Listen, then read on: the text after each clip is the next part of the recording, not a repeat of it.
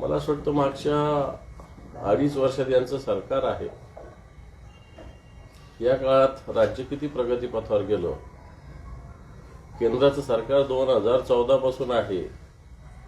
रुपयाचं किती अवमूल्यन झालं. या सगळ्या गोष्टी जर समोर आल्या तर फडणवीसांना उत्तर मला असं वाटतं चांगल्या पद्धतीनं भेटेल. कारण हे सरकार नुसतं घोषणाबाजीत गुंतलेलं आहे. आज उद्योग मोठ्या प्रमाणावर गुजरात, कर्नाटक, तामिळनाडू या राज्यात जात आहेत. महाराष्ट्रातले उद्योग दुसरीकडे वळवले जात आहेत आणि महाराष्ट्राचं सरकार मूग घेऊन गप्प आणि डोळे लावून एकदम झोपेचं सोंग घेतलेलं सरकार आताच्या घडीला आहे.